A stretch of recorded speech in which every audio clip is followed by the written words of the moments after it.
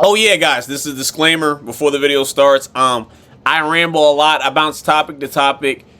I try to put it in order, but listen, these are just my unfiltered thoughts. Me watching Sinners, me right after I hopped in the shower after I done with the movie, hopped out. This is me, Freaky T, right now, no shirt on. Thank y'all for watching. Show me some support. I'm sorry.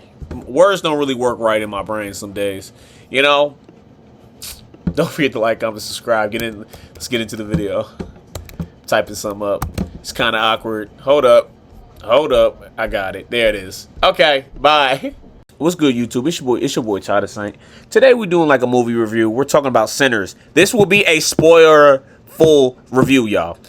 There's no way I can talk about something without releasing the spoilers, my nigga. If you haven't seen the movie, watch it. Great cinema, great feeling, great experience in the theater. And it's a 2-hour and like 40-minute long movie, but it's worth it, y'all. It's seriously worth it, bro. Bootleg it, find it. Hey, find some way to see it. But listen, let's get into this. So in the beginning of the movie, I want to preface this. I don't like horror movies. I'm a bitch. I don't like, watching Freddy Krueger when I was little, I didn't go to sleep for 2 days straight, my nigga, because I thought that nigga was going to creep in my dreams. But watching this movie, Sinners, it was like, the star-studded cast made it even better because it's a slow burn, like I said. In the beginning, you think it's just a timepiece of like back in the day during segregation, blacks and whites and the Asian people, which I didn't even know. Bro, every time I watch these movies, I be forgetting other races was back in the day. It wasn't just black people versus white people. Call me idiotic. That might just be my idiocy. But like, I thought you just see it's a set piece about two brothers trying to make their way after they robbed people from Chicago and came back to their hometown to make a name for themselves, right? Not a name for themselves, but come back because they'll let the heat die down, right? And you just sitting here and all these characters, you get to know these characters, like the relationship during the one brother and the white girl, and the relationship the other brother with the voodoo lady, and the relationship with the Asian man with his wife, and they all trying to start something, and the relationship between the preacher boy and his father wanted him to be a preacher because he feels like his calling is like blues music or music like that, and his dad think that's the devil because, you know, the nightlife, a lot of bad things happen during the night, like a lot of sinning happened, sinners, hello, right? And him going through that dilemma, and that dilemma also playing into the plot of his music bringing the devil there, which is Rennick. Rennick is the devil, is the vampire. We're going to get there, right? But in the beginning of the movie, you're just getting to know all these characters. You're really feeling for them. And I already knew that the vampires are going to be in the movie and things were about to go left. But it's just the tension of, God damn, oh, these people about to really get whacked. Or I'm thinking this is the movie situation where the white girl is the final girl. You know, in the movies, like there's always a horror movie, there's always a final girl. And it's just like the ongoing like anxiety and tension. You seeing all these people have good times with each other. People are rekindling relationships and things in that nature and just hugging and embracing. Goof and Gaff and Josh around it talk to each other. But it's looming like, oh, I know something bad's about to happen, and there's nothing they can do to stop it. And the cinematography is beautiful, bro. Beautiful movie. This is like $90 million movie, and you could tell, bro. You feel like you're in that time period. You're in the set piece, like the camera grading. When the monsters appear, the monsters look realistic, or as realistic you do when you're making a movie monster. And like the set design was cool. And you all gotta understand the musical numbers. It was like a play in this bitch, bro. In a good way, not weird theater kid, but oh my god, that's an amazing performance. Because you gotta understand, music is the key to everything in this movie. Music brings people together. Music has people tap into their ancestry, and music is the reason why the vampires are there. You tap into that ancestry of how music changes you and how music changes throughout the years, whether it be hip-hop, traditional music, any type of music. And you can see how two stark contrasts. When the black preacher boy was doing music, he had people see their ancestors, and it was like a celebration of life. Y'all understand that? What has come and what will be. Just a really human moment. And us as people, nothing but rhythm can bring us together. Nothing but a little rhythm can bring us together. There's nothing wrong with that. And that's a stark contrast to Runick's Irish jig. It was like he was trying to mimic what it was to be alive. That make any sense, y'all? I feel like that makes sense. And his was more like his followers praising him, but he can't really tap into his own culture, like the preacher boy tapped into his own, because the people he bit aren't his people willingly. You know, I believe in a found family. You can find a family out there if your initial family isn't for you, but these are people he forced to be around him. That's what I took from it. When and they're replicating it as best as they can, but it will never be the real thing. That's why he wants the preacher boy. And I was like, when that came to the mata, I really thought I ate. Period. You know? And it's crazy. His sixth sense of self and community, you can understand where he's coming from. That's the sick part. Not like he's in the right. The nigga wrong, but you can understand why he took them steps to be in that leaps of logic. Because like I said, he was an Irish person before Christianity came to Ireland, and they forced Christianity upon them, right? And not only that, he sees like the oppression that's going on. He says it in the movie. I've seen this all too before. He told the black people, this place isn't even yours. In the morning, they're gonna come kill all y'all after they took y'all money. You think you own it, bruh. And it's crazy because he's like, oh, I'm just like you. You can come with me. We can be happy together, bro. We can have all our communities together. But he's doing it in such a selfish way.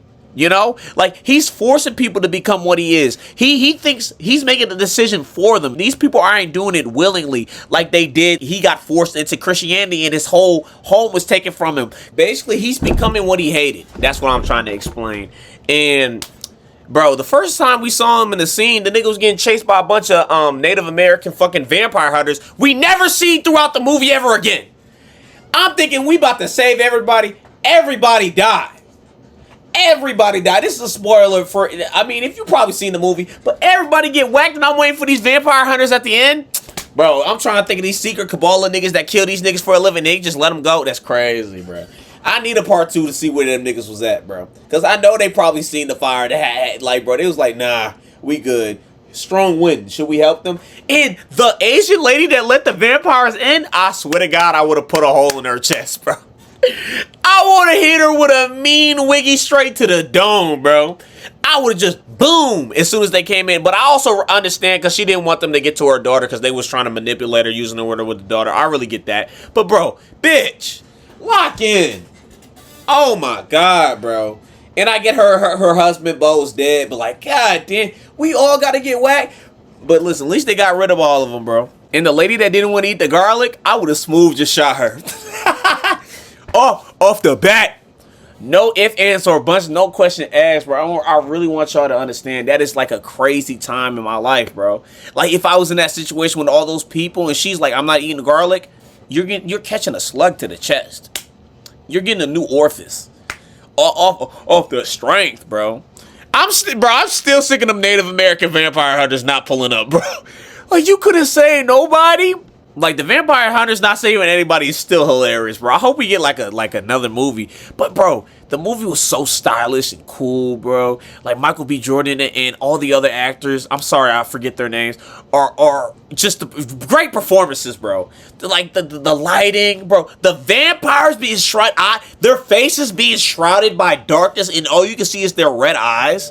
What? And their teeth? Like, bro. Just hungry. It was like an anime, bro. It's like I was watching an anime. You know, in anime they have like strategic lighting.